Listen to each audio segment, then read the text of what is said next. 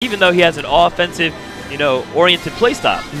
And it just didn't work out for him in the end. But it looks like here, what do we got here coming up? We got Ed and I think Master Raven. Yeah, Ed and Master Raven versus Xzax. Who's Xzax team? K-Dog. Okay. Pretty sure that's K-Dog. Is Ed going to use Zelda in doubles?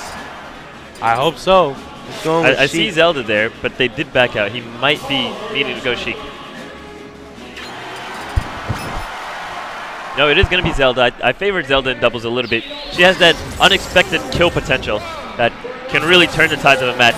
However, we're going to need to see a lot of support from her Meta Knight. Yeah, and Zelda has a projectile that you can detonate whenever you want on its path, which is amazing. Yeah, and an aiming projectile that has a huge explosive hitbox. Very strong. Oh, right there, and that neutral air is huge. Zelda against Falco is a matchup that I really like. Not for either particular character, just in general. Has a lot of depth, a lot of intricacies. Very fun. Oh, wow. And the Din's Fire support comes out. Yeah, Xzax falling first. I always forget Zelda's in this game. Many plays do. Sheik. Yeah, everybody plays Sheik. It's like, oh, what's that princess character? Is that Peach? Not quite. Almost, but sort of. Now, one thing that not a lot of people realize is that the Din's Fire hitbox grows the farther you send it. Yeah. So one common mix-up of a Zelda player is to fire off Din's Fire and aim it behind the opponent so that they'll drop their shield or angle their shield forward and get shield stabbed or just hit outright. That'll be a kill. But Falco returns the favor. Got ourselves a mostly clean match, about 40% differentiating these two teams. Xzax getting a good chunk of damage in on Zelda. Now Master Raven and Ed are definitely looking to, put a lot of pressure on this Meta Knight right now to get themselves back in the game. Slowly but surely, these Din Spires are paying off. But we're going to need to see a little bit more of a, no pun intended, explosive option come out of Zelda.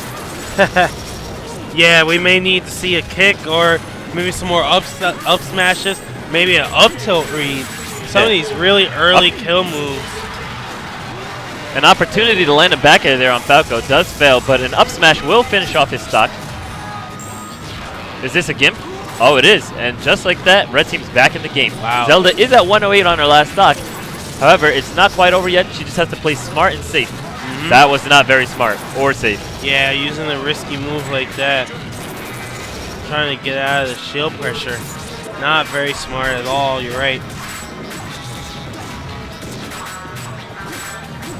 I think one thing that they'll have to improve on in the counter pick is to make sure that they get opportunities to use that explosive kill power that Zelda provides. We didn't see a single back air or forward air or up air landed in the stock. And one of the reasons to pick Zelda, a Din's Fire cannon alone is not enough to win a double set. Yeah. However, when you get those early kills at 70% because Zelda lands a clutch back air or an up air that kills Meta Knight off a jump read, those are the types of reasons that you're going to pick Zelda and apply her to a double set. So they need to keep that in mind going forward. Maybe take it to a different stage that has a little bit more elevation. That was on Smashville, so yes, the stage, it's kind of flat. There is the Smashville platform, but it's not too much of a stage that's very platform-oriented. I'm thinking a Battlefield counter pick will do them a lot better.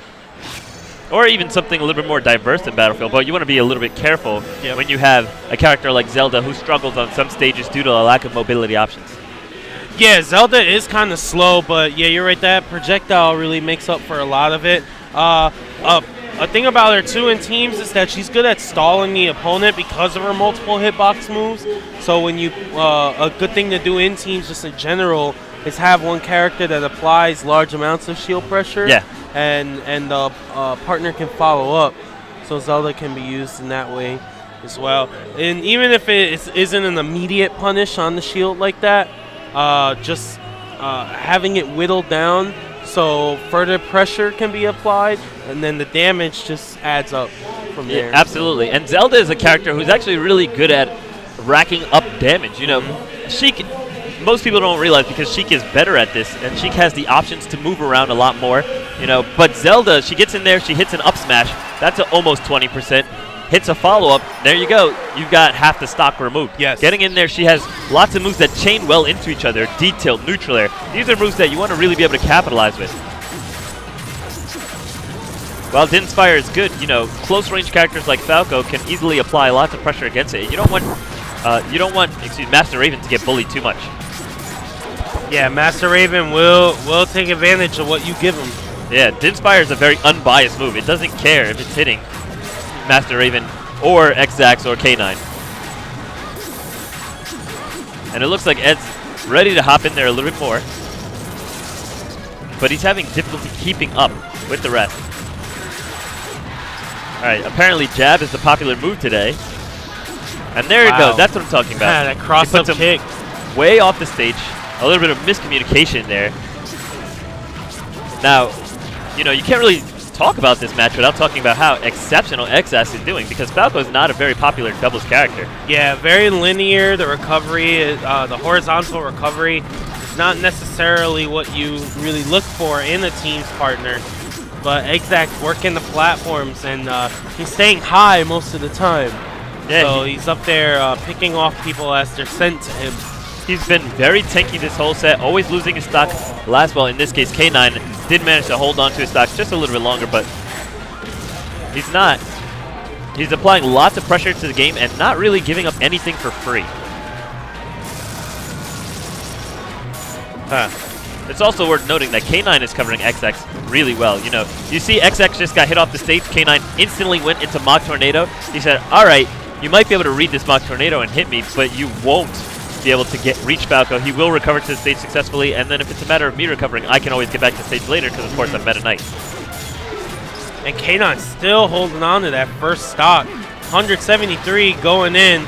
Commentator's curse, of course. Well, I'm a little surprised that Xzax and K9 put K9 on point in a situation where he had 170%.